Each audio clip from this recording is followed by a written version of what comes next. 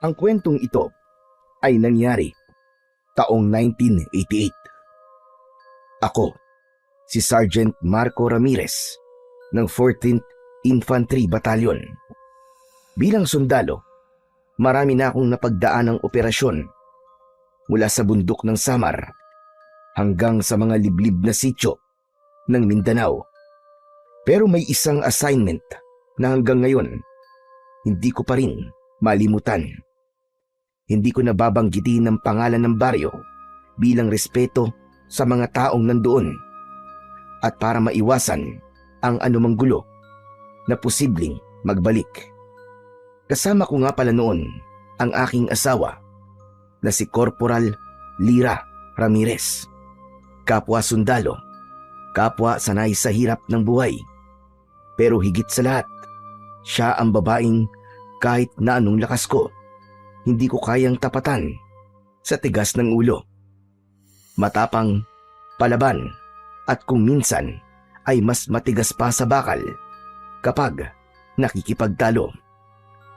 Magkaiwalay sana kami ng assignment pero pinagsabay kami ng utos ng kampo. Temporary posting daw sa isang baryong matagal ng tahimik. Too quiet, sabi pa nga ng commanding officer namin habang nag-aayos kami ng gamit sa sasakyan. Noon, akala ko ay biro lang yon.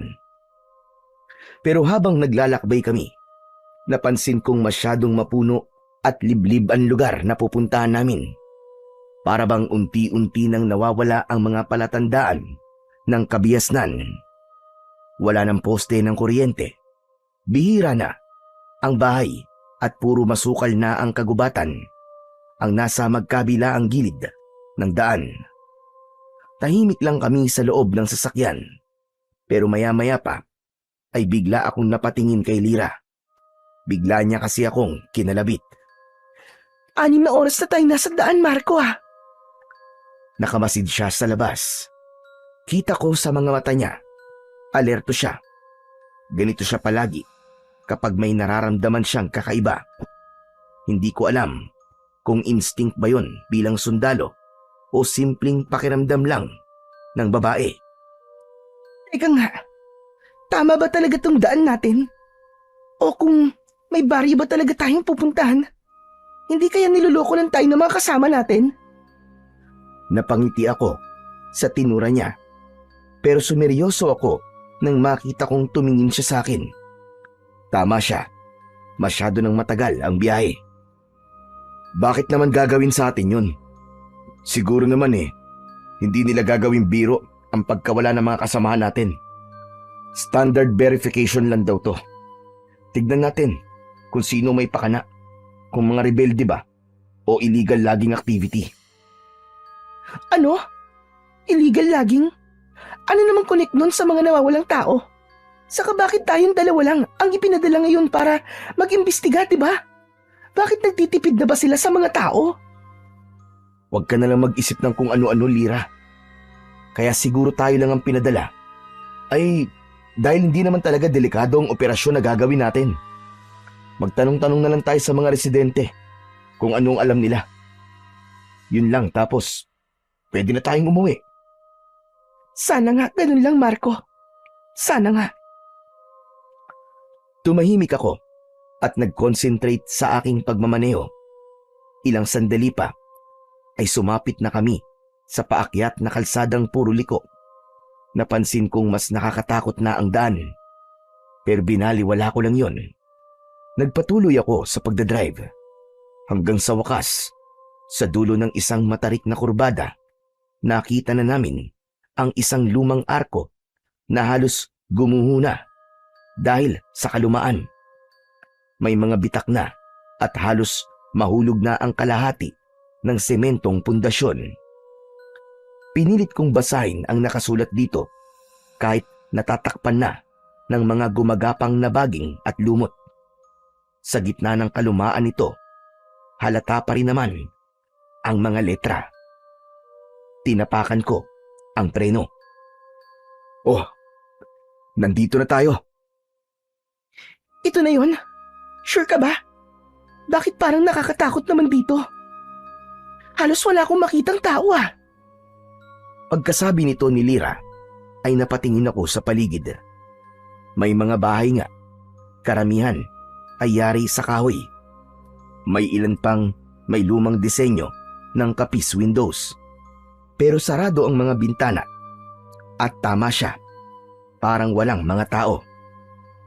Isa pang bagay na lalong nagpatindig ng balahibo ko ay ang itsura ng paligid. Habang dahan-dahan kong pinaaandar ang truck papasok sa baryo, napansin kong kakaiba ang mga puno. Wala ni isang buhay na mga dahon. Meron din kaming nadaanang isang maliit na kapilya. Sa unang tingin ay simpleng gusali lang yon. Pero nang makalapit kami, doon ko nakita ang tunay na itsura nito. Gumuho na ang kalahati ng pader at ang natitirang bahagi ay natabunan na ng damo at ugat ng mga halaman.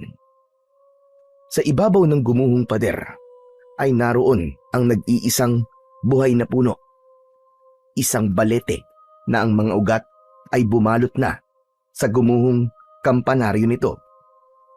Marco, tignan mo yung pinto. Napatingin ako. Nakaawang ang lumang pinto ng kapilya at sa pagitan nito ay may napansin akong parang may aninong dumaan. Mabilis yun, pero malinaw kong nakita. Hindi ko alam kung tao o hayop, pero kinilabutan ako.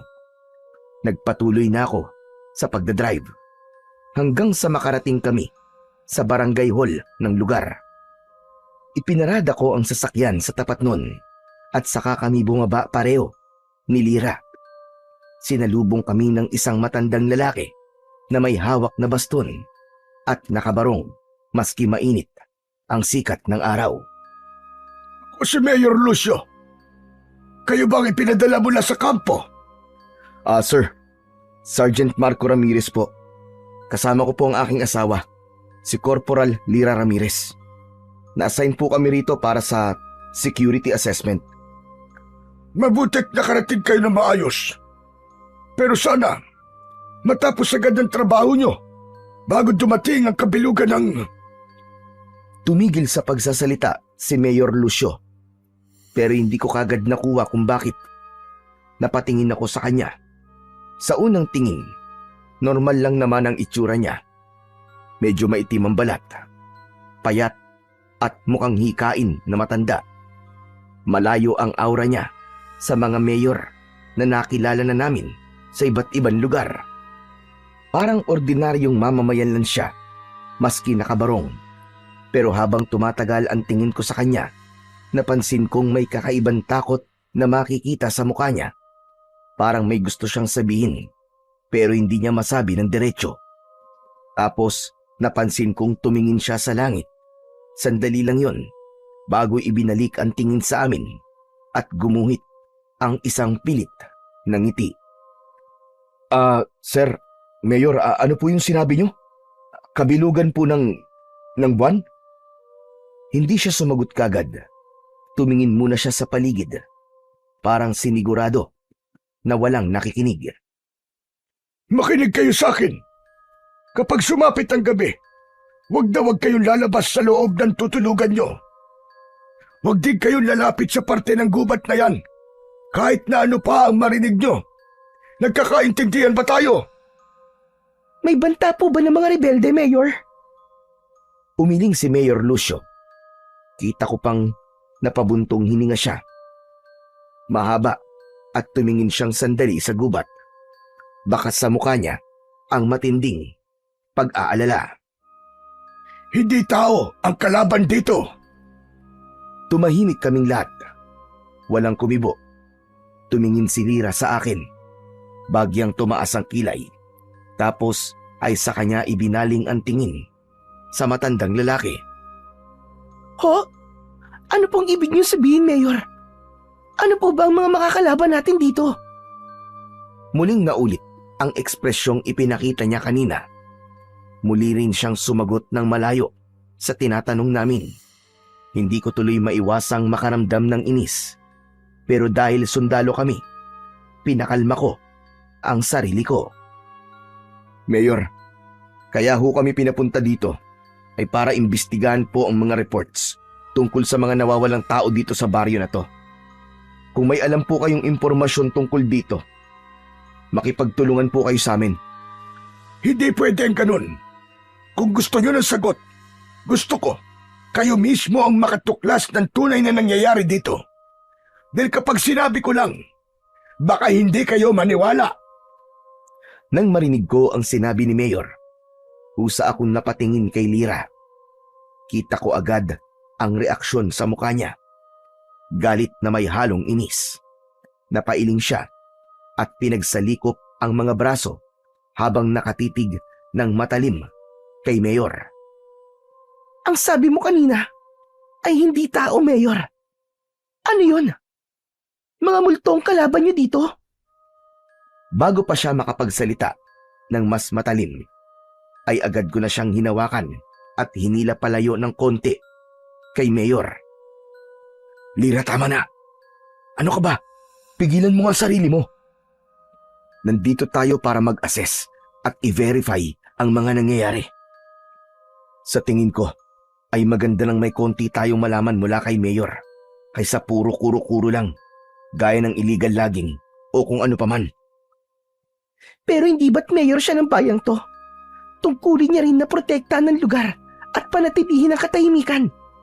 Kung hindi siya makikipag-cooperate sa atin, para tayo makakatulong, di ba? Isa pa, puro kabalbalan lang ang pinagsasasabi niya. Hinaan mo ang boses mo, Lira. Baka marinig ka, nakakahiya. Bakit naman tayo mahihiya? Totoo naman ang sinasabi ko Pumalma ka lang. Mabuti pa dumito ka na lang muna. At ako na ang kakausap sa kanya, okay? Ay nako, bahala ka. Muli akong lumapit kay Mayor at nagtanong. Iniba ko na ang usapan upang hindi na tumaas panlalo ang tensyon.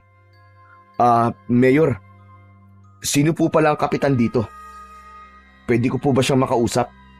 Wala pa ho kasi kaming matutuluyan ng kasama ko Walang kapitan sa baryo na to. Pero may alam ako matutuluyan ninyo. May mga naunang sundalo ang nagpunta dito at meron silang tinutuluyan na barracks malapit lang dito. Pwede kayo ron. Matibay ang ginawa nilang barracks na yon. Ganun ho ba? Ayos lang ba sa inyo yon? Oo naman po. Maraming salamat, Mayor. O sige, sundan niyo ako.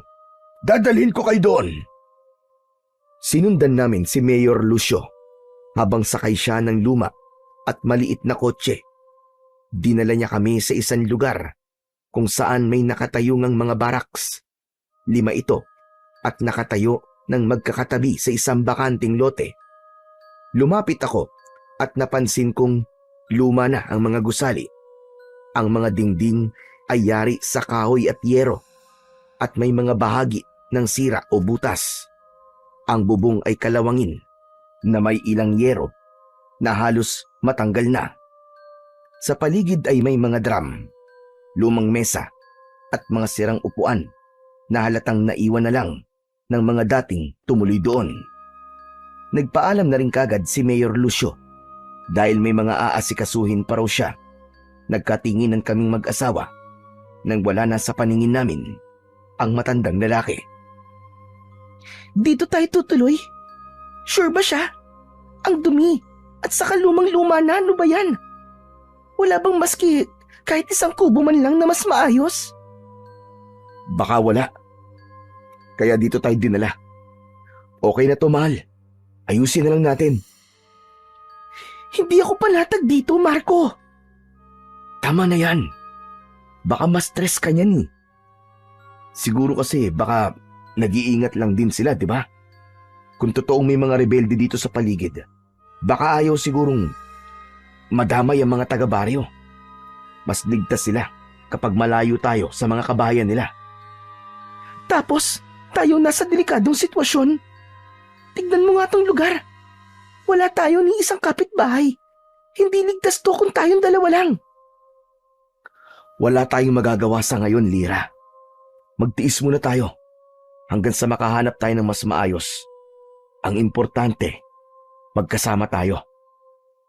Sa bagay.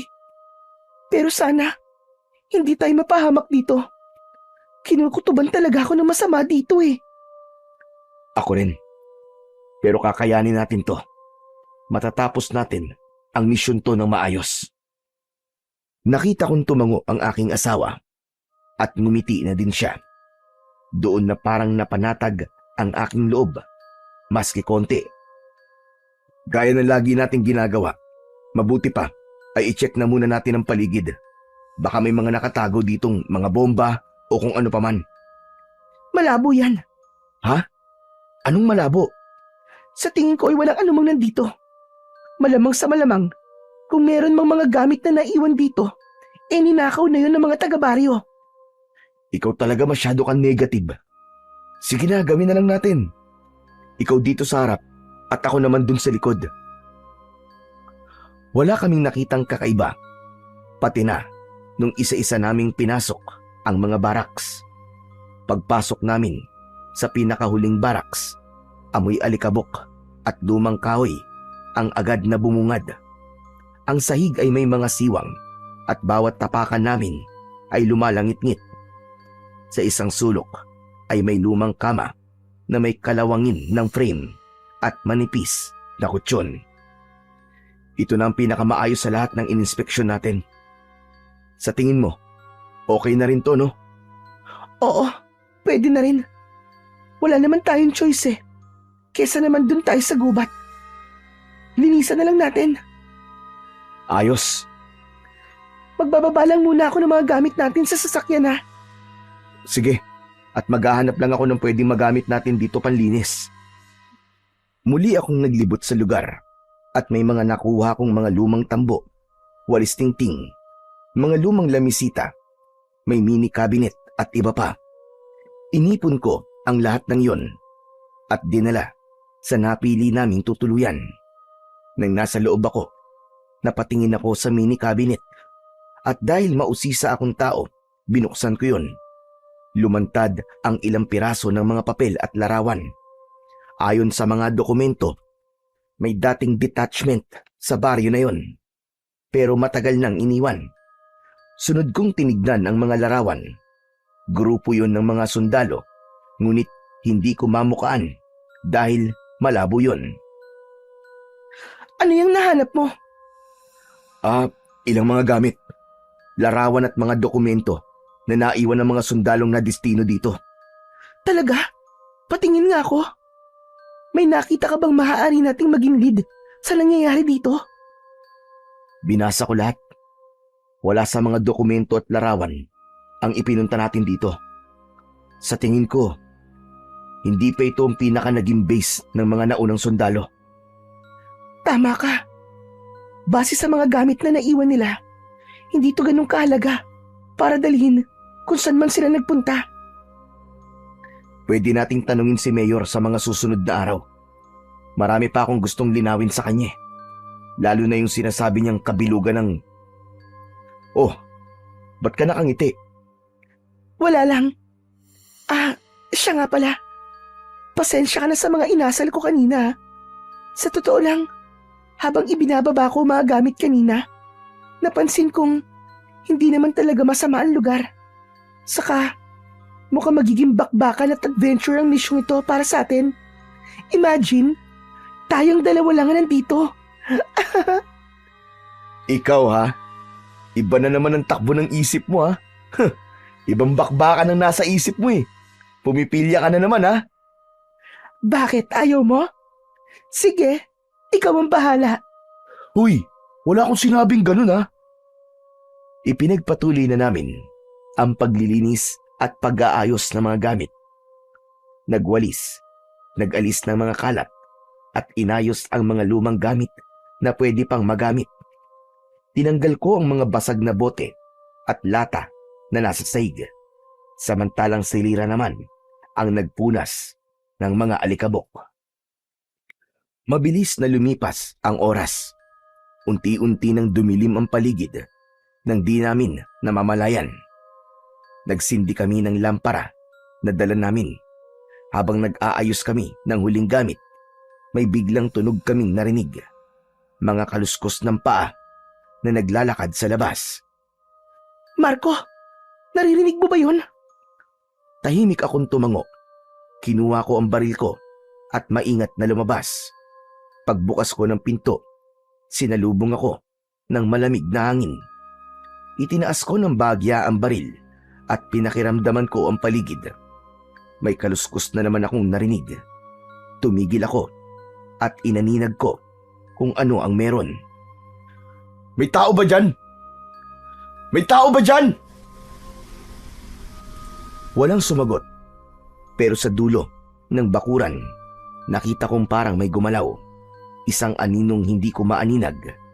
Paglapit ko, biglang nawala. Hinanap ko pa siya sa paligid, pero wala na talaga. Inisip ko na lang na namalikmata lang ako ng mga oras na yon. Kaya naman pumasok na ako sa loob. Nakita ko si Lyra.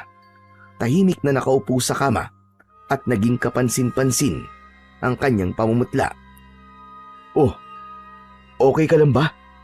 Ano nangyari sa'yo? Kinakabahan ako, Marco. Kanina kasi may kumatok dyan. Dyan oh, sa bintanang yan. Tinuro ni Lyra. Ang bintanang nakabukas na. Agad akong lumapit doon at sinilip ang labas.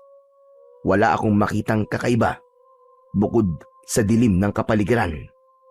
Kaya naman, isinara ko na uli ang bintana. Ano? Paanong may kumatok? Mahina lang, 3 beses. Pero nang buksan ko ang bintana, wala akong nakita. May naiwan lang sa sahig. Tignan mo nga kung ano yan. Dahan-dahan akong lumod at pinulot ang bagay na yon.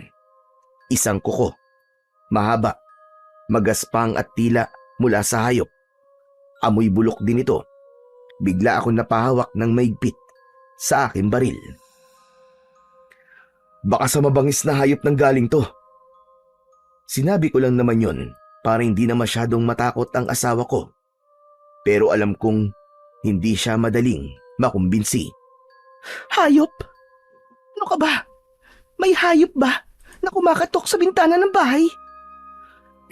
Baka may nagditrip lang sa atin na taga-baryo. Sus!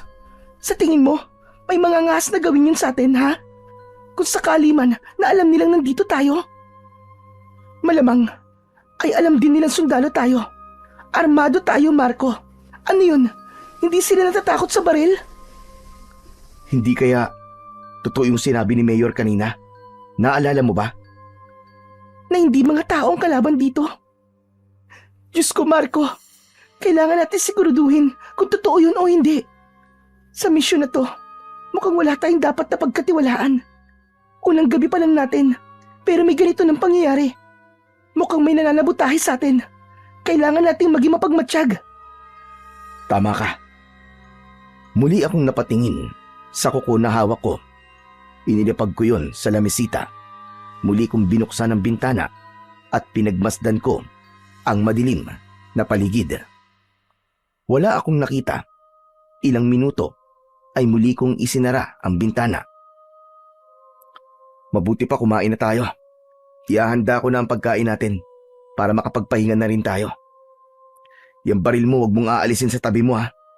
Para kung sakali na may kalaban man, nakahanda tayo. Ako naman, ay hindi ko na rin tatanggalin sa katawan ko ang mga armas ko para lagi tayong handa ano man ang mangyari. Sige, mabuti pa nga.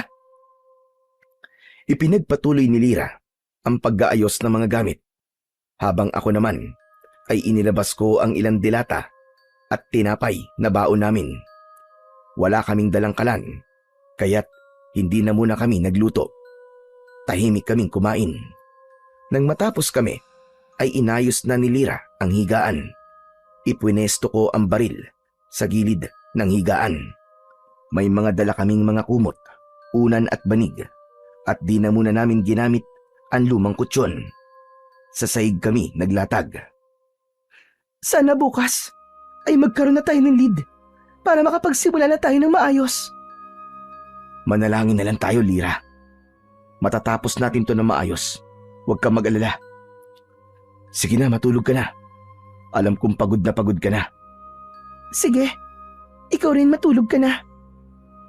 Tumango ako. Pagkasabi niya nito ay sabay na kaming humiga.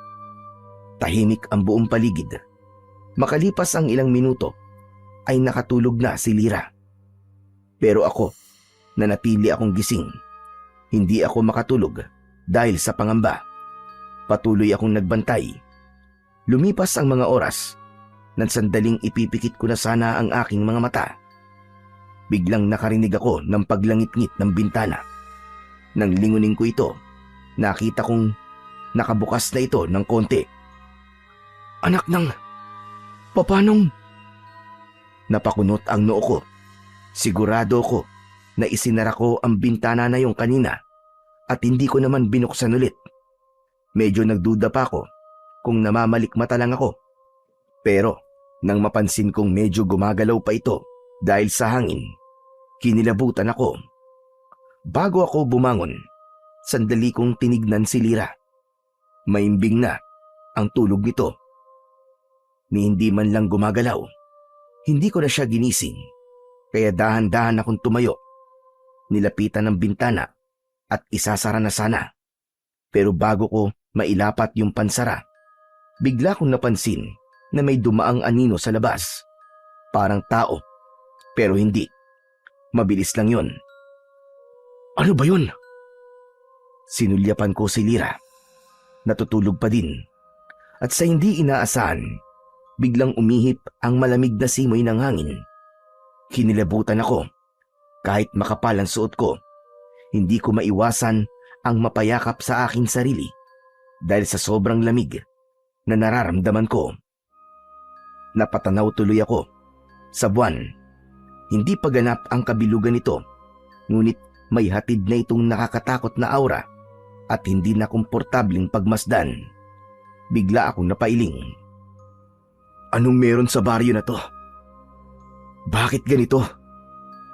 Pagkatapos kong mabulong ang mga salitang yon, napabuntong hininga ako. Isinara ko ulit ang bintana at tumiga. Pinilit kong ipikit ang mga mata ko, pero wala. Hindi talaga ako dalawin ng antok. Panay ang lingon ko sa pader, sa kisame, sa sahig, kahit saan. Para kasing may kung sinong biglang lalapit o susugod. Siguro, dala na rin ng pagiging sundalo ko. Laging alerto, kahit tahimik, ang paligid. Hindi ko na namalayan kung anong oras na ako nakatulog.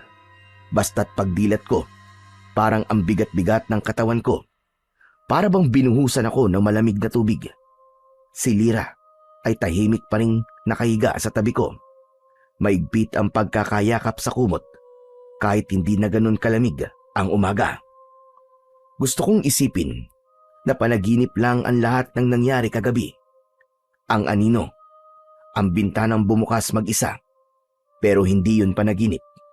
Kasi pagbangon ko, nakita ko pa rin sa lamisita ang kuko. Mahaba, matulis, at kulay itim. Pinulot ko yun at nilagay ko sa isang maliit na supot.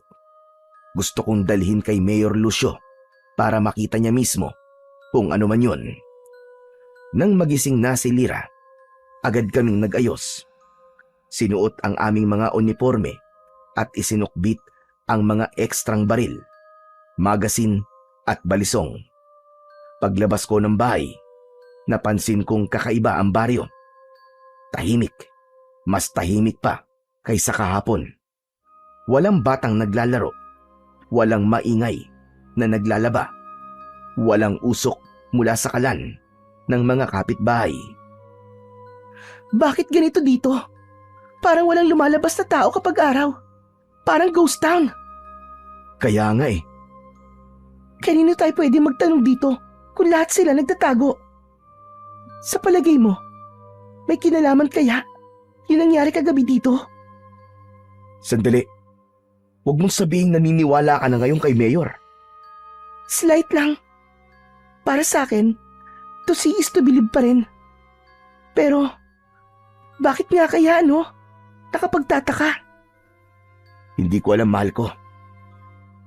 Pero, baka natatakot lang sila. Mukhang may kababalaghang nangyayari nga dito, no? Mukha nga.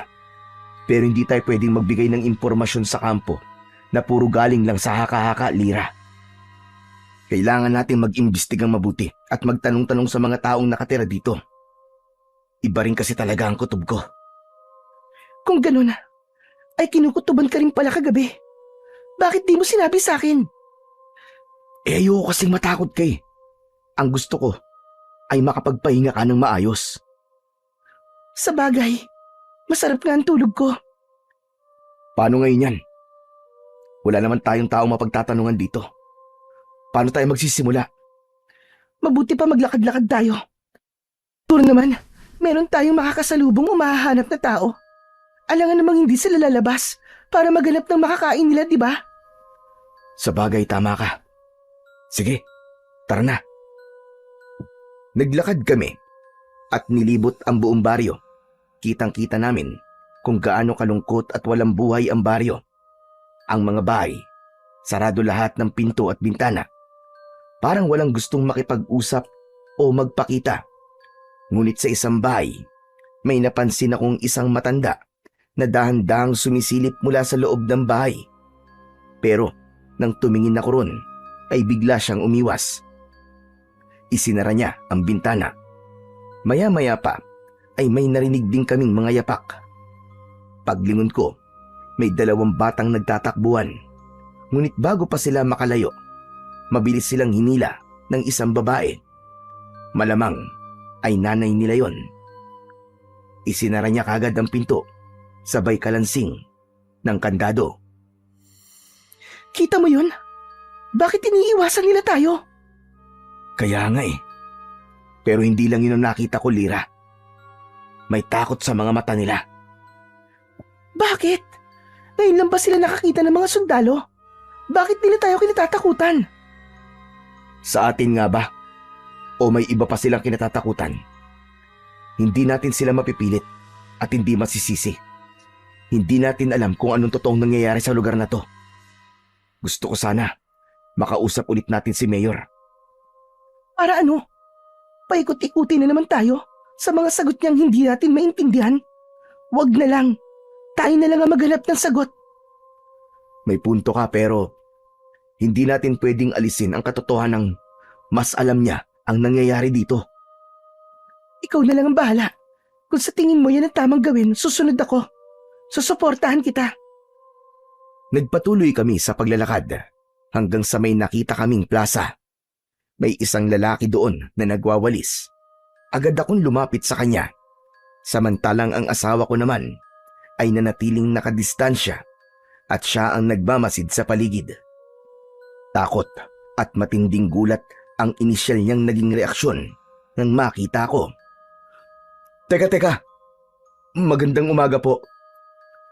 Ako si Sergeant Ramirez, isang sundalo. Pwede ba kitang makausap sandali? Anong kailangan nyo? Bakit kayo nandito? Ipinadala kami dito para mag-imbestiga. Gusto naming malaman kung ano nangyayari sa sundalong ipinadala dito. 3 buwan nang nakakaraan. Baka may alam ka tungkol doon. Matutulungan mo ba kami? Sir, umalis na ho kayo. Huwag niyong sayangin ang buhay niyo dito. Umalis na kayo, sir. Ano? Sandali lang. Ano bang ibig mo sabihin? Hindi kayo dapat nandito. Lahat ng mga pumapasok dito ay hindi na nakakalabas ng buhay. Ano? Anong ibig mo sabihin? Teka, may alam ka ba? Huwag ho ako ang tanungin niyo, sir. Kundi si Mayor. Si Mayor? Nakausap na namin siya eh.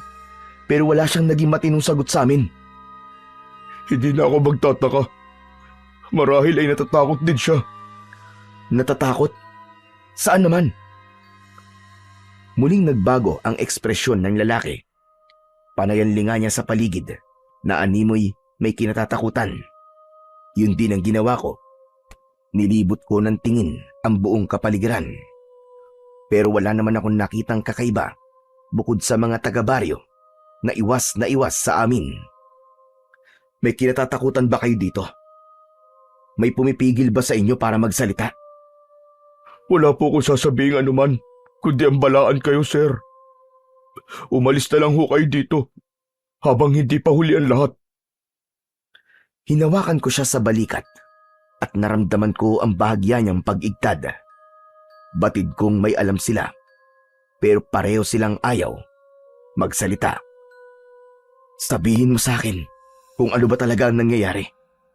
Nandito kami para iligtas kayo kung sakali. Magsalita ka na, pakiusap. Sir, hindi ko pwedeng sabihin sa inyo ang buong detalye dahil baka may makarinig eh. Pero sir, ako na ho ang nakikiusap. Kung gusto niyo talagang makatulong sa amin, umalis na kayo, sir. Hindi ka dapat nandito. Dahil... Naputol ang pagsasalita ng lalaki nang biglang lumapit ang isang matandang babae. Hinatak niya ito palayo sa akin. Nag-iwan pa ito ng masamang tingin bago tumalikod at naglakad papalayo kasama ang lalaking kausap ko. Lumapit si Lira at nagtanong. Oh, ano nangyari? Bakit biglang umalis yung kausap mo? Hindi ko alam, Lira. Biglang inilayo nung matanda eh. Nakakainis. Oh, akala ko ba ako mababa ang pasensya? Mukhang nauubusan ka na rin ah. Nakakainis kasi. Mukhang wala tayong makukuhang matinong sagot mula sa mga nakatira dito. Lahat sila tikom ang mga bibig. Ayaw magsalita. Akala ko magiging madali lang ang misyon na to para sa atin. Pero hindi pala. Yung mga tao nagtatago sila. Yung mayor, yung lalaki. May alam sila, Lira. Pero parang may kinatatakutan sila na siyang pumipigil para magsalita sila. Ano bang nakuha mong impormasyon sa kanya? Wala. Ang sabi lang niya, hindi tayo dapat na nandito. Na umalis na tayo hanggat may oras pa. Sa palagay mo, yun ba talaga ang dapat nating gawin? Kilala mo ako, Lira. Hindi ako sumusuko sa kahit na anong assignment na ibinigay sa akin. Hindi ako papayag na uuwi tayong walang alam. Hindi, Lira. Hindi. Kung ganun, anong iniisip mong pwede nating gawin? Si Mayor. Kailangan natin siya ulit makausap. Siya lang ang makakasagot sa mga tanong natin. Halika, punta natin siya. Si Mayor? Pero nakausap na natin siya kahapon, di ba? Ayaw din niyang sumagot. Sa palagay mo ba magsasalita yun? Susubukan natin ulit. Magtiwala ka sa akin. Alam mo ba kung saan natin siya pupuntahan? Oo, alam ko. May nadaanan tayo kaninang malaking bahay. Tsak na sa kanya yun. Kasi nakita ko doon ang kotseng sinakyan niya kahapon. Naglakad na kami ni Lira papunta sa direksyon ng malaking bahay na nadaanan namin kanina. Habang papalapit kami, kinakabahan ako. Hindi ko alam kung bakit. Tahimik pa rin ang buong baryo. Ni aso, wala kaming narinig na tumahol. Pagdating namin sa harap ng malaking bahay, napansin ko kagad na bukas ang gate at nakaawang ang pintuan ng bahay. Madumi ang paligid. Nagkalat ang mga tuyong dahon na parang matagal nang hindi winawalis. Tahimik, walang ingay, kahit mula sa loob. Lumapit na kami sa pintuan. Tao po? Mayor? Mayor Lucio, tao po! Walang sumagot. Nagkatinginan kami ni Lira. Sigurado ka bang ito yun? Oo, yan nga ang kotse niyo. Ibig sabihin nandito siya. Pero bakit walang sumasagot? Susubukan ko ulit. Baka tulog pa ang matanda. Teka. Mayor Lucio! Ako po ito, si Ramirez. May kailangan lang po sana kaming itanong sa inyo. Subalit wala pa ring sumasagot. Dahan-dahan kong itinulak ang pinto. Maingay ang bisagra. Pumasok kami. Agad naming naamoy. Ang amoy ng insenso sa buong kabayan. Tapos ay bumungad sa amin ang isang maliit na altar. May kandilang nakasindi doon. Sabi sa'yo may tao dito eh. Pero bakit di kaya sumasagot? Hindi ko alam. Pero tignan mo, ayos din tong bahay niya. Makaluma. Parang ganito yung bahay ng lola ko nun. Hulaan ko. Relihiyoso si Mayor. Mukha nga. Habang nag-uusap kami, Biglang bumukas ang pinto ng isang silid sa kanan. Pareho kaming napalingon ni Lyra. Mula roon ay lumabas si Mayor Lucio. Nakasuot siya ng puting kamis at chino. May rosaryong nakabitin sa kanyang leeg. Nanlaki ang mga mata niya nang makita kami. Anong ginagawa niyo dito? May kailangan ba kayo sa akin? Mayor, pasensya na ho kung pumasok po kami na walang paalam. Kanina pa po kasi kami tawag ng tawag sa labas pero wala pong sumasagot. Nag-alala po kami sa inyo. Tahimik muna si Mayor.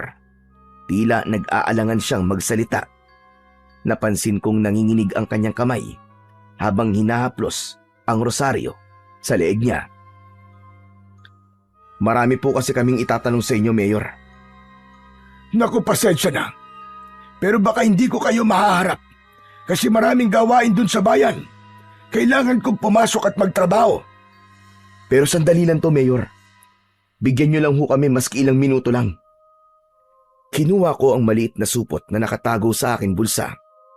Maingat kong inilabas ang kuko. Inilapag ko yun sa ibabaw ng mesa na nasa malapit sa amin.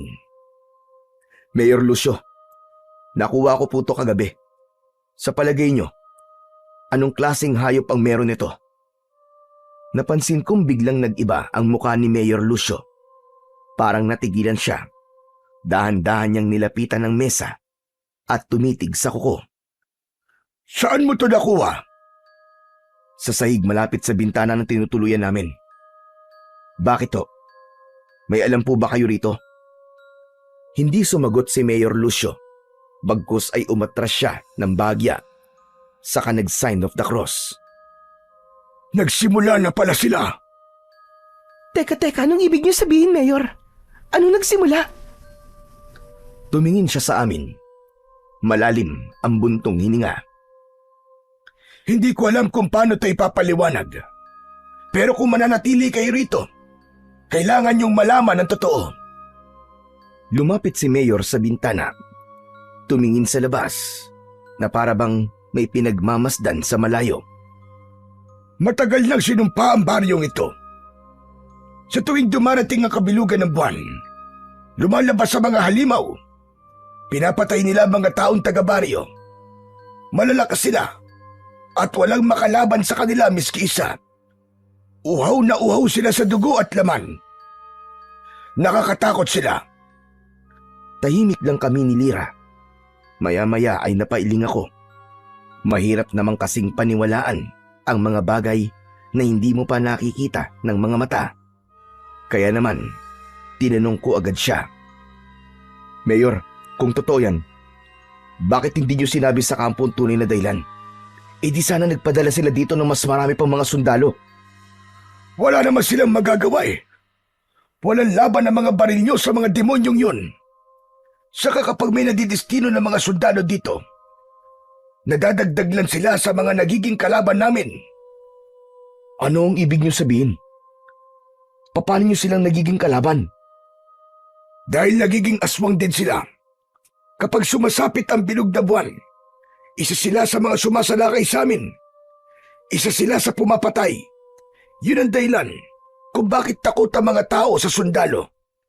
Kaya hindi nila kayo kinakausap. Kaya walang may gustong makipagtulungan sa inyo. Hindi. Paanong? Pwede mo namang alamin kung nagsasabi ako na totoo. Hintayin mong dumating ang bilog na buwan at malalaman mong nagsasabi ako na totoo. Pero kung ako sa'yo, umalis na kayo ng asawa mo.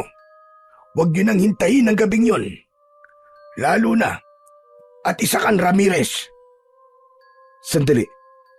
Ano naman pong kinalaman ng pagiging Ramirez ko dito? Ang ibig ko sabihin ay isa kang sundalo. Ay, pasensya ka na. Iba na sabi ko. Sigurado ka, Mayor? Oo, nagkamali lang ako. Huwag mo nang isipin yon. Sige ho. Kung totoo ang sinasabi nyo na may banta ng mga halimaw o aswang dito, bakit nandito pa rin ang mga tao? Bakit hindi pa kayo umaalis dito? Dahil hindi kami pwedeng umalis dito. Lahat ng naabutan ng sumpa sa baryong ito, walang kakayahang lisanin ng baryo. Pero ikaw, kaya mo? Hindi ba nakakapunta ka ng bayan? Aamin na ako. Ang totoo, hindi naman ako nakakalabas ng baryo. Sinabi ko lang na nagtatrabaho ko sa munisipyo kasi gusto ko na ding umiwas sa tanong. Natatakot din ako sa'yo sa totoo lang. Ano pong dapat niyong ikatakot sa akin? Tao ako. Hindi ako isang halimaw, Mayor. Sandaling natahimik si Mayor. Tila iniisip nito ang dapat na isasagot sa akin. Habang hinihintay siyang tumugon, hindi ko maiwasang mapatingin sa altar niya. Doon ko lang napansin, ang malaking ribulto ng Batang Santo ay kakaiba. Ang krus na hawak nito ay nakabaligtad. Bigla akong napalunok ng laway. Kilala ko ang ganong simbolo. Ibig sabihin nun, ang sumasamba doon ay kampon ng isang demonyo. Siguro nga tama ka, iyo. Pero nasisiguro ko, kapag hindi kayo umalis dito, magiging halimaw ka din. Sigurado ka? Eh bakit ikaw? Tao ka pa din naman Huwag mo akong pilosopuin. Basta ako binibigyan lang kita ng babala. Nasa sayo na yan, kung maniniwala ka o hindi. Mayor, hindi kami nagpunta rito para makipagtakutan o makipagbiruan. Ang kailangan namin ay sagot. Sabihin niyo na po sa amin ang totoo. Ano ba talaga ang nangyayari dito? Bakit hindi na nakakauwi ang mga tropa na pinapadala dito? May mga rebelde bang dumudukot sa kanila? Sabihin mo! Ngumisi si Mayor, pero hindi na muling nagsalita. Hinawakan ko ang asawa ko upang patigilin ito sa kanyang pagsasalita. Mayor Sigio, salamat po sa impormasyon na sinabi nyo. Mauuna na po kami. Tumango ang matanda. Bago kami umalis, ay muli kong nilingon ang kanyang altar. Sa pagkakataong yon, hindi na nakabaliktad ang hawak na krus ng Batang Santo. Napalunok akong muli ng laway. Muli akong nagpaalam sa matanda. Sige, dumaan lang po talaga kami para iwan po ang bagay na yan. Pagtutukoy ko sa kakaibang kuko na nakita namin kagabi. Nang damputin yun ni Mayor, naglakad na kami palapit sa pintuan. Aalis na kagad kayo. Gusto niyo bang magmerienda muna o mag-agahan? Salamat na lang po, Mayor. Aalis na po kami ni Lira. May pupuntahan pa po kami at mga dapat na ayusin. Hindi na ba talaga kayo aalis? Tumango ako at doon ko nakitang nawala na ng tuluyan ang pilit na ngiti ng matanda. Hinawakan ko ang kamay ni Lira at inakay siya palabas ng bahay na yon.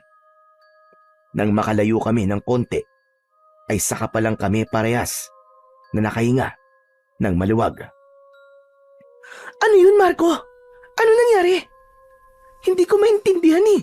Ang weird. Hindi ko rin alam, Lira. Pero ako man nagtataka rin. Alam mo bang may napansin akong kakaiba kanina? Ano yun? Agad kong ikinuwento ang mga nakita ko. Ang baligtad na krus sa ribulto na nasa altar ni Mayor. Nanlaki ang kanyang mga mata nang marinig yun. Anak ng putya. Mukhang may demonyo yata ang mayor na yun ah. Ano sa tingin mo?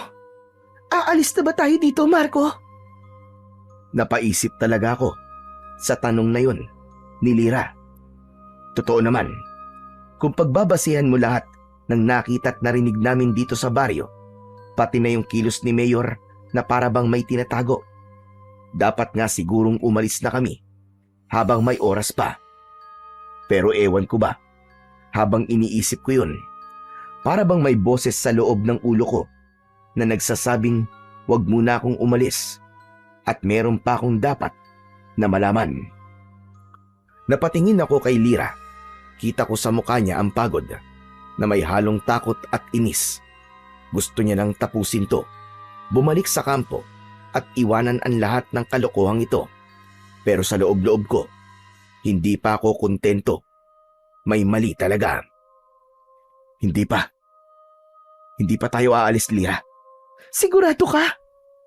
Hindi mo ba talaga naiisip na baka delikado talaga dito? Dadalawa lang tayo dito, Marco. Kakayanin ba natin? Hindi naman to gere. Para kailanganin ng madaming sundalo, Lira. Ang kailangan lang natin ay malaman ang katotohanan. Kailangan nating matapos ang misyon na to. Kailangan nating malaman kung yung mga aswang ba na sinasabi ni Mayor ang totoong dahilan kung bakit missing in action ang kaibigan kong si Ortega at ang mga kasama niya. At kung bakit natulad ang grupo nila sa naunang ipinadalang sundalo dito. Yung misyon na tinakasan ng tatay mo? Tama ka, Lira. Gusto kong alamin kung ano yung hindi niya masabi sa akin noon. Biglang bumalik sa isip ko ang mga kwento ng tatay ko tungkol sa liblib na baryong yon sa Negros. Ayon sa kanya, ipinagbubuntis pa lang ako ng nanay ko nang umalis siya para madestino rito. Ang naaalala ko sa mga kwento niya, tumakas siya at iniwan ang mga kasama niya.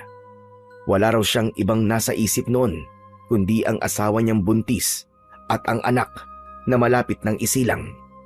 Iniwan niya ang kanyang mga kabaro sa gitna ng misyon. Lumaki akong nakikita siyang palaging malungkot. Palagi bang parang may dinadala. Madalas kong maririnig siyang bumubulong ng pagsisisi na sana raw hindi siya tumakas, na sana raw ay hinarap niya ang misyon hanggang dulo. Hanggang sa kinamatayan na lang niya ang pagsisisi.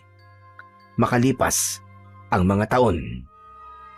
Samantala, nang nasa serbisyo na ako, natuklasan ko ang tungkol sa misyon na yon. Wala palang nakakalam na nakauwing buhay ang tatay ko. Mula kasi nang nanggaling siya sa baryong ito, hindi na siya nagpakita sa kanilang kampo. Hindi na siya bumalik sa serbisyo. Kaya nga, nang mapag-usapan ang tungkol sa misyong yon, lingid sa kaalaman ni Lira, ay nagboluntaryo ako na kami na ang sasabak sa misyon. Gusto kong malaman ang sagot kung bakit naging ganun ang tatay ko. Anong plano mo ngayon, Marco? Dito lang muna tayo. Hindi tayo aalis sa lugar na to hanggat walang sagot sa mga tanong natin. Sigurado ka na ba talaga dyan? Maski alam mo lang delikado para sa ating dalawa. Araw-araw naman tayong nalalagay sa peligro eh. Walang pinagkaiba yun dito. Tahimik lang si Lira. Kita kong napapailing siya at pinisil ang sinturon niya kung saan nakasabit ang baril. Alam mo bang parang sa pelikula yung sinasabi mo? Sa ganyang mga eksena, laging yung matigas ang ulo ang unang napapahamak. Napangiti ako nang marinig ang sinabi niyang yon. Hinawakan ko siya ng marahan sa pisngi. Kung parang pelikula nga ito, huwag kang mag-alala kasi makakaligtas tayo. Tayo ang bida eh. Ay nako, bahala ka nga. Pero pag may nangyari sa ating masama, ikaw talaga ang sisisihin ko ah. Oo na. Ako na ang sisihin mo kapag may masamang nangyari sa atin. Pero Lira, bigyan mo ko maski 2 o 3 araw pa. Kapag walang progress sa investigation natin, saka tayo umalis.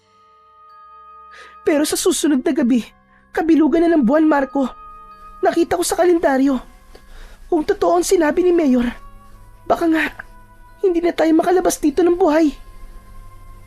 Hindi natin malalaman ang sagot kung aalis tayo kagad. Saka, pakiramdam ko talaga, ay dapat may gawin tayo, Lira. Yung mga tao naaawa ko sa kanila. Hindi natin sila pwedeng talikuran. Kailangan natin silang mapalaya sa takot na nararamdaman nila. Ikaw ang bahala, Marco. Kung ano man ang desisyon mo, dun ako. Pero pag-isipan mo dito, Marco. May oras pa tayo. May pagkakataon pa para umalis. Pagkatapos ng usapan naming yon, naglakad na kami pabalik sa barracks. Tahimik lang kami pareho habang naglalakad. Pagdating namin sa barracks, agad akong nagkumpuni ng mga sira. May ilang parte ng bubong na tinapalang ko ang mga butas. Pinukpok ko din at pinatibay ang mga dingding.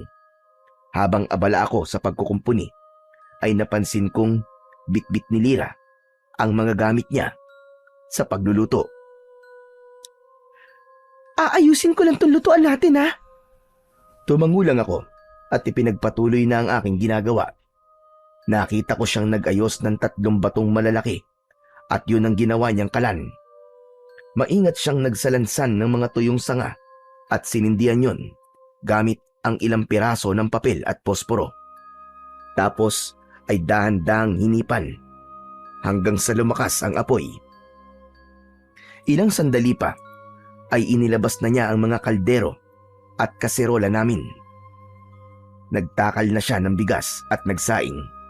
Nang matapos yun, ay naamoy ko ang amoy ng bawang at sibuyas na kanyang binabalatan at pagkatapos ay ginayat. Aba, ayos siya na. Ang galing talagang dumiskarte ng misis ko. Siyempre, mas mahirap kalabanin ng gutom kaysa sa aswang, ano? Natawa na lang ako sa sinabi niya. Pagkalipas ng halos 1 oras, ay inihanda na ni Lyra ang lutong pagkain. Ginisang sardinas na may itlog ang ulam namin. Halika na, kumain na tayo. Wow, ang bango ah! Saka mukhang masarap. Naglagay siya ng kanin sa plato. Sabay nilagyan niya ng ulam. Tahimik kaming kumain. Nang matapos kaming kumain, inayos na ni Lyra ang mga pinagkainan. Ako naman, binuhusan ko ng tubig ang apoy para mapatay ito. Nang mapatingin ako sa gubat, parang may nakita akong kumikidlat mula sa malayo. Nako, mukhang uulan yata. Kaya nga eh. Mabuti at naayos mo na ang bubong. Siguro naman, hindi tayo mababasa ng ulan. Hindi yan. Tinapalan kong maigi. Samantala, nang malapit ng lumubog ang araw, pumasok na kami sa loob ng barracks. Agad na hinarap ni Lyra ang baril niya at inabala ang sarili sa paglilinis nito. Napansin kong nanginginig ang mga kamay niya. Marahil ay nag-aalala siya dahil magdidilim na naman. Matulog na tayo, mahal ko. Maaga tayong mag-iikot bukas eh. Tumangulang siya at ipinagpatuloy ang kanyang ginagawa. Ako naman ay nahiga na. Tahimik sa labas. Ilang minuto pa, may narinig kaming mga kaluskos sa labas. Parang may naglalakad. Dahan-dahan akong bumangon. Napahawak ako sa baril ko. Tapos ay biglang may kumatok. 3 beses. Sino yan? Walang sumagot. Huminga ako ng malalim. Muli akong nagtanong kung sino siya, pero tahimik pa rin. Hindi ako natatakot sa'yo kung sino ka man. Huwag kang ganyan. Kundi malilintikan ka talaga sa akin. Hindi ako nagbibiro. Marco, tulungan mo ako. Bigla kaming natigilan ni Lyra. Kilala namin ang boses na yon. Bigla akong kinabahan nang mapagtantong boses ngayon ni Ortega, ang kaibigan kong kasama sa ipinadalang mga sundalo noon. Agad akong tumayo at tinungo ang pinto. Bubuksan ko na sana yon, pero biglang sumigaw si Lyra. Marco, wag! Napatigil ako. Paglingon ko, nakaturo si Lyra sa ilalim ng pinto habang hawak rin ang kanyang baril. Sa siwang, may tumutulong likido. Maitim, malapot at amoy bakal. Hindi ako maaaring magkamali. Dugo yun. Sumigaw si Lyra at hinila ako palayo. Napaatras ako habang marahas na yumayanig ang pinto. Kasunod ang boses ni Ortega na ngayoy paos na paos. Ramirez! Ramirez, sundin mo ang utos ko! Ramirez! Sinenyasan ako ni Lyra na lumayo sa pinto. Pagkatapos nun, ay biglang may kumalabog. Sinipa niya ang pintuan. Maya-maya pa, ay narinig na naming kumalas na ang bisagra. Gusto ko sanang iputok na ang baril ko. Pero nagdalawang isip ako. Kung si Sergeant Ortega nga ang nasa labas, hindi ko kayang saktan siya. Ilang segundo ay unti-unting bumukas ang pintuan. Pero bago pa namin makita kung sino o ano ang papasok, hinila na ako ni Lyra papunta sa bintana. Marco! Talon! Wala na akong nagawa. Tumalon kami palabas at mabilis na tumakbo palayo. Teka lang! Bakit ba tayo tumatakbo? Bakit di natin siya harapin? Delikado, Marco! Hindi tayo handa sa ganong klase ng kalaban! Pero, Wala nang pero! Kailangan natin makahanap na matataguan! Nagpatuloy kami sa aming pagtakbo. Napadpad kami sa kung saan. Hindi na namin alam hanggang sa may nakita kaming mga kubo. Mabilis kong kinuha ang maliit na flashlight na nasa aking bewang at inilawan ang mga yon. Isang lumang kubo ang agad na nakaagaw ng aking pansin. Sa paligid kasi nito ay may mga nakakalat na baril at mga magasin. tignan mo, Lyra. Mukhang may tumirang sundalo dito. Mukha nga. Pero, nasan sila? Hindi ko alam. Tara, tignan natin. Pagpasok namin sa loob ng kubo, nakita namin na magulo at makalat ang mga gamit na naroon. May mga natuyo ding dugo sa sahig, parang hinila palabas. Ano kayang nangyari dito? Dahan-dahan kong inilawan ang bawat sulok at may mga nakita kaming mga bakas ng kalmot. Doon namin napatunayan ni Lyra na hindi nga tao ang naging kalaban ng mga sundalo doon. May nakita kaming logbook. Agad na binuklat yun ni Lyra at ang huling entry na nakasulat doon ay galing kay Ortega. Mga nilalang ng dilim ang kalaban nila, Marco. Tignan mo.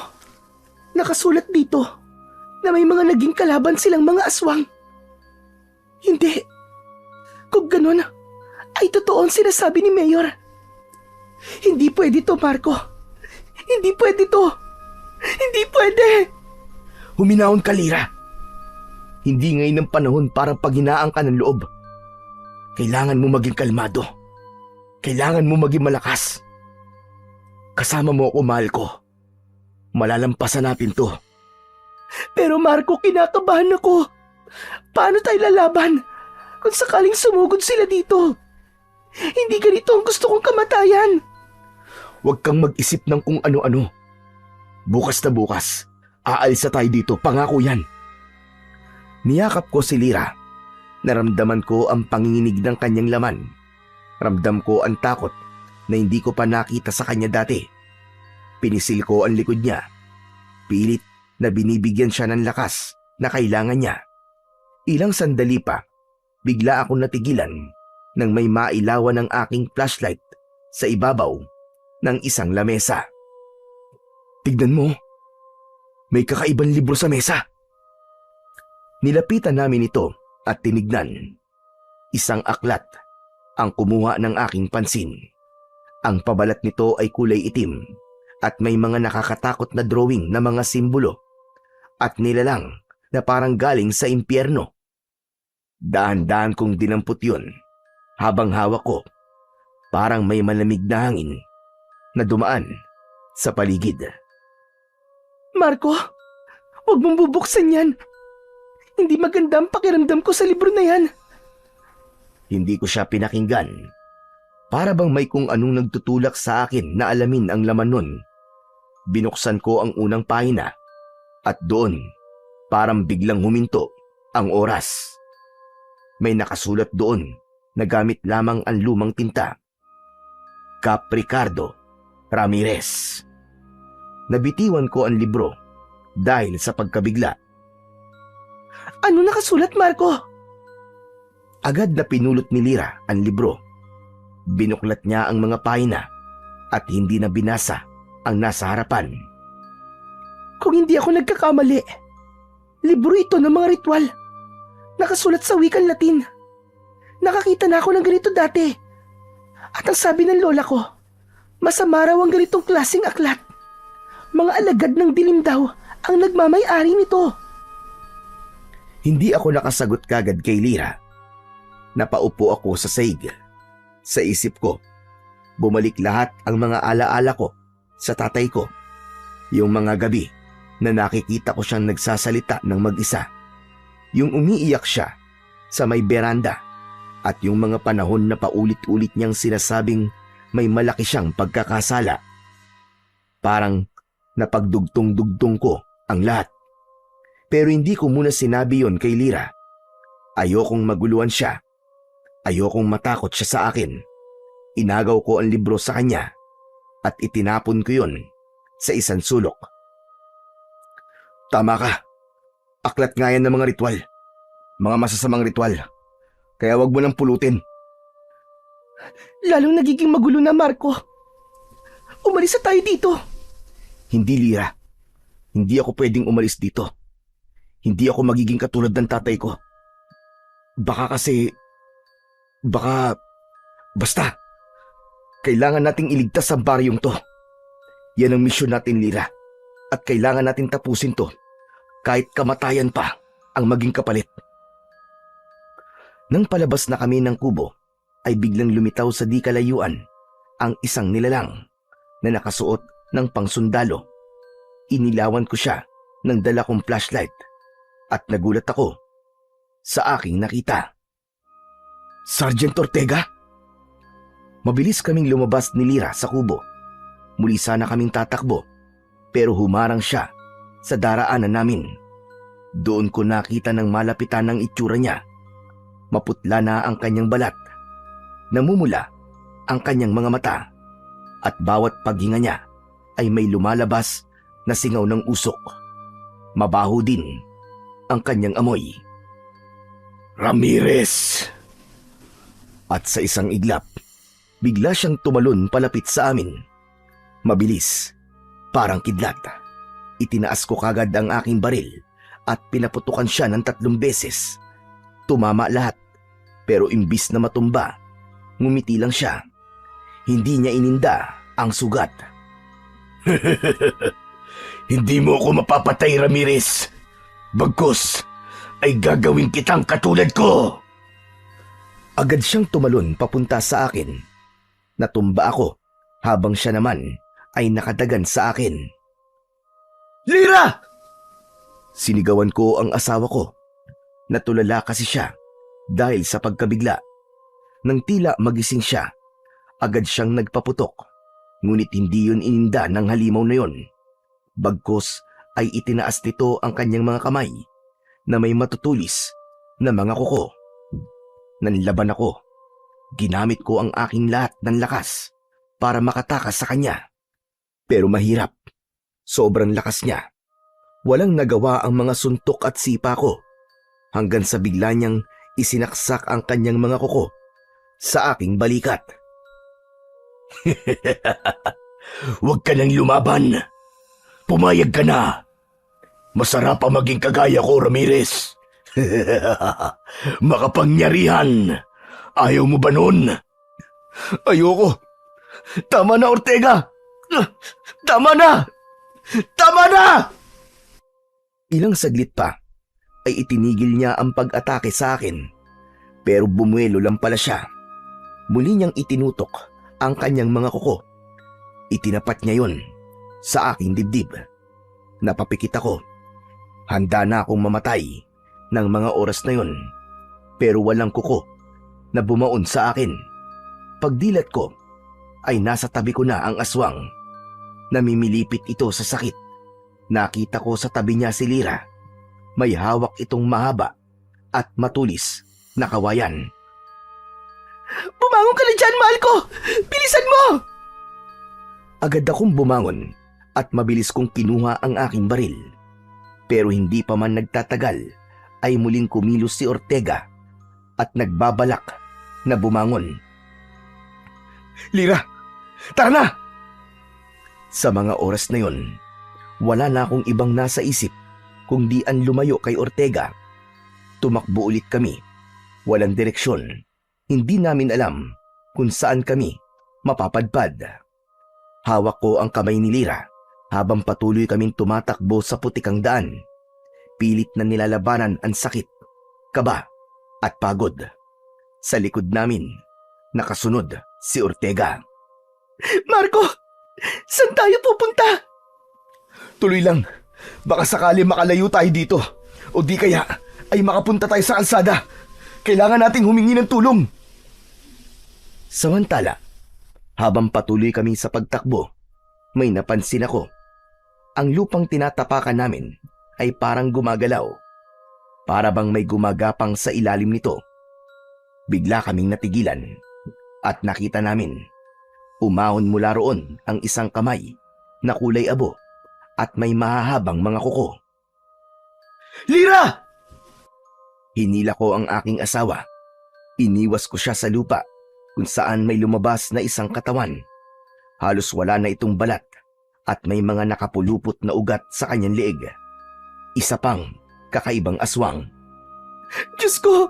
Anong klaseng nilalang yan, Marco? Hindi ko alam. Agad naming inihanda ang aming mga baril. Lumapit ito sa amin. Mabagal, pero sigurado. Sa bawat takbang, may naririnig akong tunog ng mga butong naglalagutukan.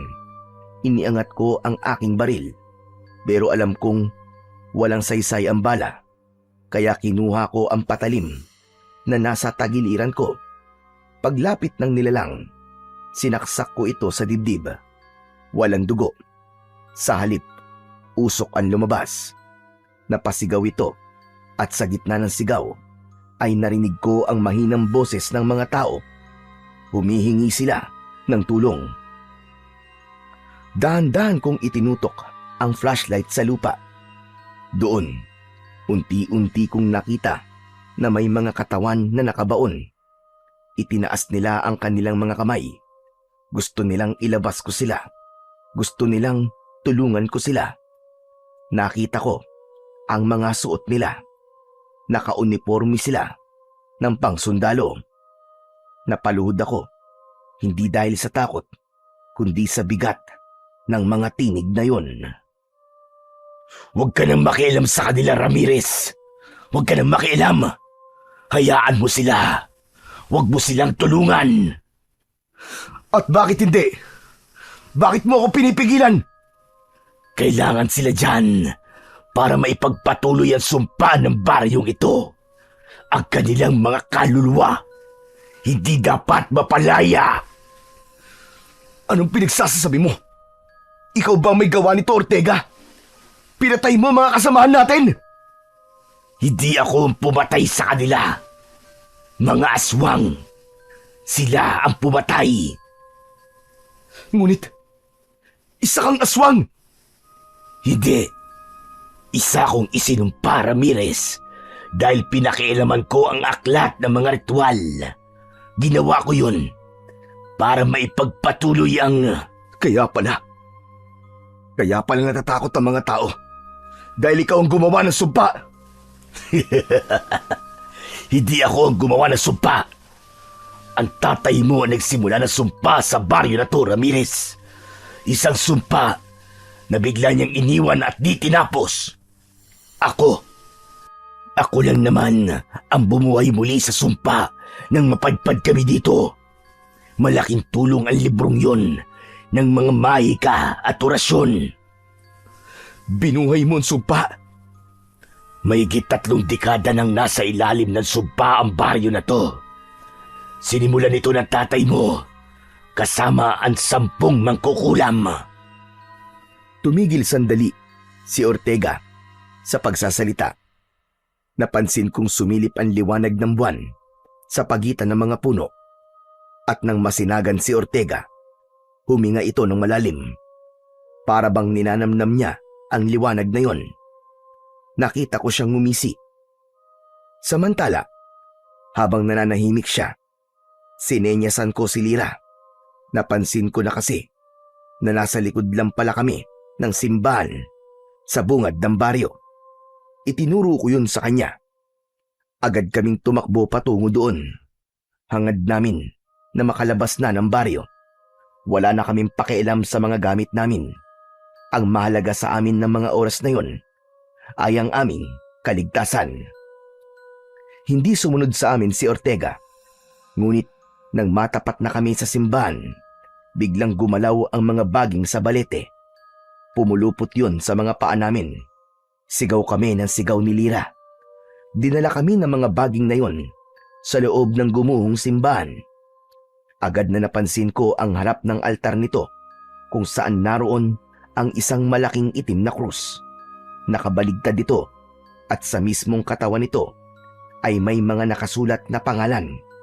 Nakita kong nakasulat doon ang aking apelyido. Biglang parang lumabo ang paningin ko. Napahawak ako sa ulo ko habang mabilis na nabubuo sa isip ko ang katotohanan na may kinalaman nga talaga ang tatay ko sa sumpa ng baryo. Nanginig ang mga kamay ko. Marco, anong meron? Ayos ka lang ba? Hindi ko siya sinagot. Bagkus ay nakatitig pa din ako sa krus. Maya-maya pa ay biglang lumindol. Tapos ay may nakita kaming itim na usok na lumabas mula roon. At ang usok na yon ay naghugis tao. Sergeant Ortega! Ako nga, Ramirez. Ngayon narito ka na. Maaari na nating ituloy ang ritual para magpatibay sa sumpa. Ritual? Anong ritual ang itutuloy? Ang dugo ng isang Ramirez. Yun ang kailangan para mapagtibay ang sumpa sa baryong ito. At sa tingin mo ba'y makikipagtulungan ako sa'yo? Kung ang dugo ko magpapatibay sa sumpa, hindi ko gagawin yan. Tutulungan ko mapalaya ang mga taga-baryo. At bakit mo naman gagawin yun? Susuwayin mo ba ang ritual na sinimulan ng tatay mo? Huwag mong isasali dito ang tatay ko, Ortega. At bakit hindi? Siya ang nagpasimuno nito. Siyang nakipag-usap sa mga magkukulam para ikulong ang mga taga-baryo. Para... Biglang natigilan si Ortega nang marinig ang isang malakas na putok ng baril. Pinaputokan siya ni Lira sa dibdib. Huwag na kayong magsayang ng bala. Hindi ako namamatay sa baril. Wala akong kamatayan. Makinig ka sa akin, Ramirez. Tapusin mo na ang ritual. Tapusin mo na! Biglang nandilim ang lahat. At sa sandaling yon, parang hinigop kami ng lupa. Nahulog kami sa kailaliman ng simbahan. Meron itong lagusan o tunnel na puno ng mga kalansay. May mga narinig ulit kaming mga boses. Humihingi sila ng tulong sa akin. Dahan-dahan kaming naglakad sa tunnel na yon. Hanggang sa may nakita kaming isang butas na pabilog na may parang apoy sa gitna. Sa ibabaw nito ay may nakatirik na sibat na gawa sa sanga ng balete. Ang dulo nito ay kulay itim. Parang mantsa ng dugo o ng langis. Kumikislap ito sa liwanag ng apoy. Ang dugo mo, Marco. Ang huling patak na hinihintay dito. Pumasok ka sa loob ng hukay na yan. Wala kang dapat na ikatakot. Dahil mababaw lang naman yan. Natulala ako ng ilang segundo. Pakiramdam ko ng mga oras na yon ay nawalan ako bigla ng kakayahang mag-isip ng kung ano ang mali o tamang gawin. Matagal nang hinihintay ng lupa ang dugo ng iyong ama, Ramirez. Patay na ang tatay ko. Wala ka ng dugo na aasahan. Dugo niyang nananalaytay sa iyong dugo, di ba? Kaya sige na, tapusin mo na ang sinimulan niya. Ang dugo niya ang kailangang maging alpha at omega. Ang simula at ang wakas. Hindi. Hindi ako papayag. Hindi ako makikinig sa iyo, Ortega. Sabi ko na nga, be. Matigas ang ulo mo. Kaya kailangan talaga na gawin kitang kauri ko para mabilis kang sumunod. At hindi mo yung magagawa. At hindi ko rin gagawin ang gusto mo. Hindi mo ako alipin. Talaga? Bakit hindi mo ba nararamdaman na kusa nang kumikilos ang iyong itim na dugo? Bigla ako napatingin sa aking mga sugat. Tumutulo ang dugo mula roon. May ilang patak na tumulo na sa lupa. Napansin kong kulay itim ang dugo. Maya-maya pa ay may narinig akong mga sumisigaw. Naroon muli ang mga kamay na nakabaon sa lupa. Sumisigaw sila. Humihingi ng tulong na mapalaya. Isinisigaw nila. Ayaw nila ng itim na dugo. Nalilito na ako. Hindi ko na alam ang gagawin ko. Huwag ka nang magdalawang isip, Ramirez. Nakatakda nang mangyari ito. Kailangan mong tapusin ang misyong iniwan ng tatay mo. Kaya sige na, umanib ka na sa akin. Diligan mo ng itim na dugo ang lupa. Manahimik ka!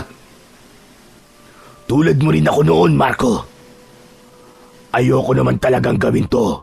Pero kailangan. Makinig ka sa akin.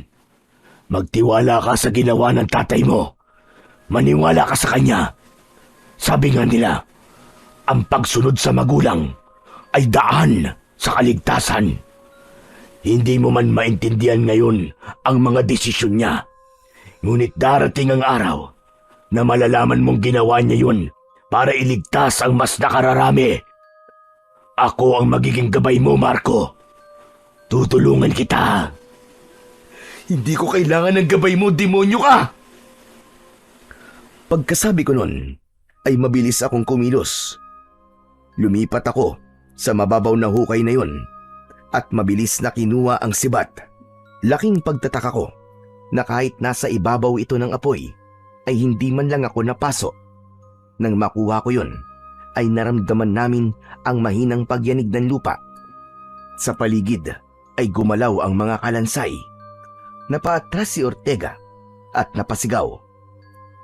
Anong ginawa mo? Anong ginagawa mo, Ramirez? Pero hindi na ako nagpatinag. Ramdam kong ito na ang tamang oras. Kung dugo ko kailangan ng lupa, ibibigay ko. Pero hindi para sa inyo! Itinusok ko ang dulo ng sibat na yon sa aking palad. Napasinghap ako habang nakikita ang dumaloy na dugo mula sa aking sugat. Hindi yun itim, kundi matingkad na pula. Hindi pa nakakarating doon ang kamandag ng mga kuko ni Ortega. Nang mapatakan na ng aking dugo ang lupa, may mga narinig kaming tinig. Nagpapasalamat sila sa kanilang paglaya. Nanginig si Ortega, galit na galit. Nagkakamali ka, Marco. Hindi mo dapat nilinis ang lupa. Hindi mo dapat inalis ang sumpa. Hindi mo alam ang ginawa mo. Hindi mo alam ang ginawa mo, Ramirez! Mabilis siyang sumugod. Muli niyang itinutok sa akin ang matatalas niyang kuko. Ngunit bago pa niya maibaon sa akin yon, ay sinalubong ko na ng sibat ang kanyang pag-atake. Nagtagpo kami sa gitna. May kakaibang liwanag na sumirit sa pagitan namin. At doon nagsimula ang tunay na wakas ng sumpa. Unti-unting nanghina si Ortega habang hawak sa kanyang dibdib ang nakabaong sibat. Tuluyan siyang nalugmok sa lupa at maya-maya pa ay tuluyang nalusaw hanggang sa naging abo. Ilang sandali pa ay may isang malakas na liwanag ang tila sumabog sa loob ng lagusang yun. Napapikit ako at sa muling pagmulat ng aking mga mata, wala na kami sa loob ng simbahan. Nasa labas na kaming dalawa ni Lira. Lira, tapos na. Tumango siya, umiiyak pero nakangiti. Tama ka, Marco. Tapos na nga.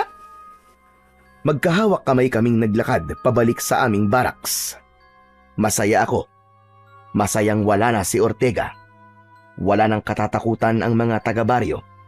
Mabubuhay na sila ng normal. Samantala, nang makabalik kami sa barracks, inayos ko ang pintuang nasira. At matapos maglinis ng katawan, pareho kaming bagsak sa higaan ni Lira. Makalipas ang ilang oras, nagising kaming parehas nang marinig namin na may kumakatok sa pintuan. Maingay sa labas at napansin kong maliwanag din dahil bahagya ng sumilip ang liwanag ng araw sa siwang ng bintana at pintuan. Tumayo ako at sumilip sa bintana. Nakita kong madaming tao sa harap ng tinutuluyan namin. Lira, may mga tao sa labas. Talaga? Baka alam na nilang wala ng sumpa, Marco. Kaya nandiyan na sila. Baka gusto nilang magpasalamat sa atin. Tara, labas tayo. Teka lang. Para kasing may mali eh. May masama akong kutob. Ano na naman ba yun, Marco? Wala ka nang dapat na ipag-alala. Wala na ang halimaw na si Ortega. Wala na tayong dapat katakutan. Tapos na, di ba? Basta dito muna tayo. Kailangan kong makasiguro na ligtas na nga tayo. Kinakabahan kasi ako eh. Alam ko na kung ano yan. Na-e-excite ka siguro. Hindi ko alam. Natigilan kami ni Lira nang muling may kumatok at mula sa labas ay narinig namin ang boses ni Mayor Lucio. Tao po!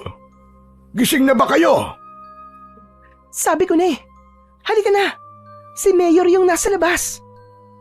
Binuksan ni Lira ang pinto at agad na sinalubong ng kamay si Mayor Lucio. Mabuti naman at pinagbuksan nyo na kami. Alam nyo, naparito kami para magpasalamat sa inyo. Naalis nyo na ang sumpa ng baryo namin. Gusto namin magdaos ng pista upang maparangalan kayo sa inyong naging kabayanihan. Matanong ko lang po kayo, Mayor. Paano po ninyo nalaman na wala na pong sumpa ang baryo? Ilang segundong natahimik ang alkalde. Tila nag-isip ng kanyang sagot. Kaya naman, mas lalo kong nagduda sa kilos ng alkalde. May nakapagsabi lang sa akin, Sergeant Ramirez.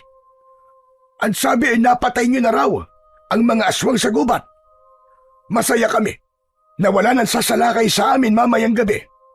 Masaya na kami na tapos na ang bangungot namin. Salamat. Maraming salamat talaga sa inyo, mga kaibigan. Napatingin ako sa paligid at sa mga taong nakapaligid sa amin. May ilang nakatayo lang, nakangiti, may ibang tahimik at nagmamasid lang. Pero habang pinagmamasdan ko sila, may kung anong kakaiba kong naramdaman. Hindi ko maipaliwanag, pero iba talaga ang pakiramdam ko. Parang nakikita kong may itinatago sila. Peke ang kanilang mga ngiti. Lahat sila ay nakatingin sa akin ng diretso. May isang bata na tumakbo sa harapan ko. Nakangiti rin, pero maputla ang mukha niya. Walang kulay ang labi niya. Napatitig ako sa mga mata niya.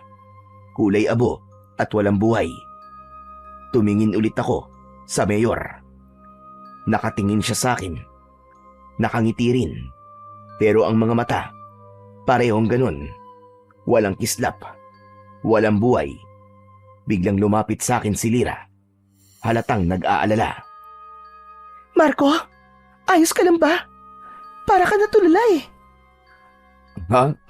Oo, ayos lang ako. Parang bigla lang ako nahilo. Hinawakan niya ang braso ko at marahang pinisil. Para bang pinapakalma ko. Muli kong itinuon ang tingin ko sa mga tao. Napakunot ang noo ko. Kanina lang, mapuputla sila. Parang mga bangkay na naglalakad. Pero ngayon, normal na ulit sa paningin ko. Parang walang nangyari. Parang ako lang ang nakakita kanina ng kakaiba. Lira, maglalakad-lakad lang muna ako ha. Babalik din ako agad. Sigurado ka? Ayaw mong samahan kita? Hindi na. Hintayin mo na lang ako dito. Sige, kung yun ang gusto mo. Tumango ako at saka naglakad palayo sa mga taga-baryo. Isang sandali ay napadpad akong muli sa lumang kubo na napuntahan namin kagabi. Nilibot ko ang aking paningin sa paligid. Tahimik na pumasok ako sa kubo. Nilapitan ko ang libro at marahang dinampot.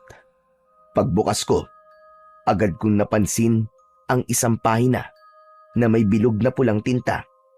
May mga salitang hindi ko maintindihan. Pinilit kong basahin pero nabubulol ako sa tuwing sinusubukan ko. Binuklat ko pa ang ilang pahina at nakita ko doon ang isang sulat. Sulat kamay ni Tatay yun. Nakasulat doon na kailangang gawin ng ritual bago pa lumakas ang mga aswang. 10 mangkukulam ang kasama niya at ang layunin nila ay isumpa ang mga taga-baryo na hindi na nila magagamit ang kanilang mga kapangyarihan upang hindi na sila muli pang makapanakit. Tumigil ako sa pagbabasa. Napaupo ako sa sahig. Ang aklat na yon, parang may bahagi na parang naging diary ni Tatay. Ipinagpatuloy ko ang pagbabasa. Natuklasan ni Tatay na mga aswang ang lahat ng tao sa baryo. Kaya naman, bago pa dumating ang kabilugan ng buwan, may isang grupo ng mga mangkukulam ang nag-alok sa kanya ng tulong. Isang paraan lang daw ang pwedeng mangyari upang mapigilan ang pagpatay sa kanila ng mga aswang sa baryo.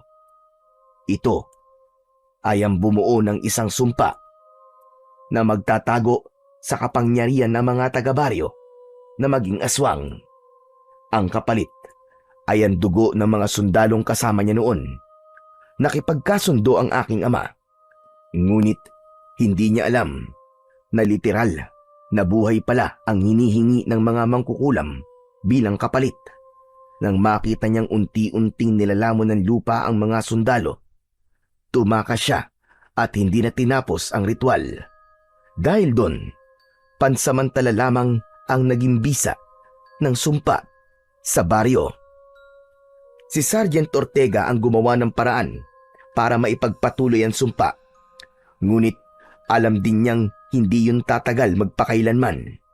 Ang dugo ko, ang dugo ni Tatay, at ang pagpayag ko sanang makianib sa gusto ni Ortega, yun sana ang magiging daan upang tuluyang mawalan ng kapangyarihan ang mga aswang habang buhay. Ngunit iba ang aking pinili.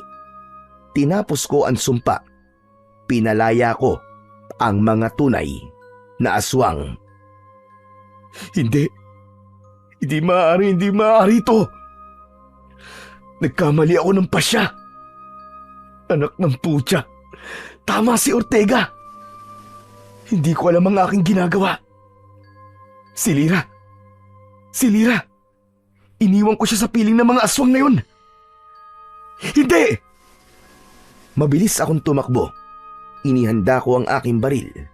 Nang makabalik ako sa barracks, ay wala na doon si Lira. Nakaramdam ako ng takot. Lira! Lira, nasaan ka? Lira! Diyos ko! Ang asawa ko! Muli akong naglakad ng mabilis. Ngunit wala pang 1 minuto. Napahinto ako nang makita ang mga taga-baryo na nakaharap sa iisang direksyon. Nang pagmasdan ko ang tinititigan nila, nakita ko roon si Lira.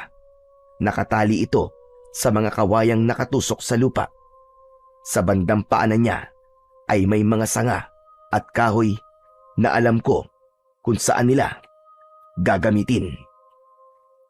Mga hayop kayo! Pakawalan niyo ang asawa ko! Pakawalan niyo siya! Kung ayaw niyong mamatay! Kumalma ka lang, Sergeant Ramirez. Gusto lang namin ng masarap na makakain. Matagal-tagal na rin nung huli kaming nakakain ng karne ng tao.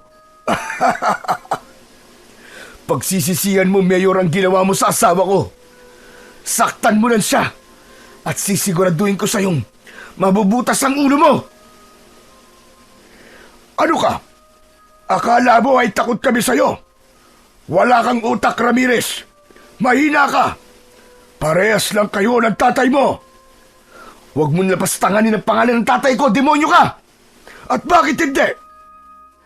Iho, makinig ka. Huwag mo na kaming pigilan. Iregalo mo na sa amin ang babaeng ito. Bibigyan kita ng pagkakataong tumakas. Parang yung tatay mo. Iniwan ang mga kapwa niya sundalo para sa sarili niyang kaligtasan. Pero kung lalaban ka, sinisigurado ko sa iyo na masasaktan ka. Natahimik ako. Wala akong ibang magawa ng oras na yon, kundi ang titigan ang matanda. Nagsisisi ako. Naloko ako. Hinayaan kong bumalik ang dilim sa baryong ito. Naunawaan ko na hindi lahat ng sumpa ay masama. Tama ang tatay ko. Tama si Ortega. Sandali! Nagbago na pala ang isip ko. Mga kasama, hulihin at patayin din ang taong yan! Nanlaki ang mga mata ko. Nandahan-dahang biglang nagbago ang anyo ng mga tao. Lumaki ang mga ngipin nila hanggang sa naging matulis na pangil. May ilan na tumubo pa ng dagdag na hanay sa gilid ng bibig. Humaba din ang kanilang mga kuko at ang balat nila ay naging kulay abo. Hindi lang yon, kumikilos din sila ng hindi normal. Mababaho sila, parang amoy ng bulok na karne. Halos sabay-sabay silang lumusob papunta sa akin. Wala akong magawa kundi ang iangat ang hawak kong Armalite at sunod-sunod silang pinaputukan. Marami agad ang bumagsak sa lupa. Napaatras ako, ngunit sa pagkakataong yon ay hindi na ako tatakbo. Kailangan kong mailigtas ang asawa ko. Pinaulanan ko ng bala ang mga aswang. Marami agad ang natumba. Mga diablong buwang kayo lahat! Uubusin ko kayo! Muli akong nagpaputok. Halos ubusin ko na ang bala ng magasin ko. Pero hindi sapat ang sandatang dala ko. Paubos na ang bala ko, pero ang mga aswang, bumabangon sila. Hindi sila namamatay sa bala ko. Unti-unti silang nakalapit. Pero bago pa nila ako tuluyang mahawakan at mapatay, kinuha ko ang isa ko pang baril at itinutok yon sa aking sintido. Marco!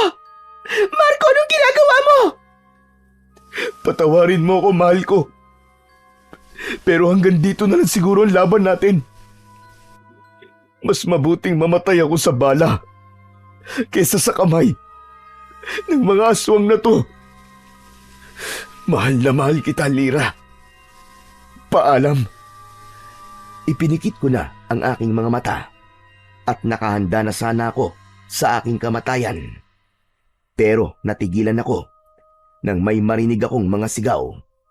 Pagmulat ng aking mga mata ay nakita kong pumasok sa bulwagan ang isang grupo ng mga tao. Mukha silang mga taga-bundok. Mukhang may tribong kinabibilangan dahil sa uri at paraan ng kanilang pananamit. Maiitim din ang kanilang mga kulay. May mga dala silang mga sandata, mga matutulis na kawayan, mga latigo at itak. Isang matandang lalaki ang tumayo sa gitna nila. May suot itong isang gintong medalyon sa kanyang leeg. Nagalit si Mayor Lucio sa kanilang pakikialam. Mga lapastagan! Bakit kayo nakikialam?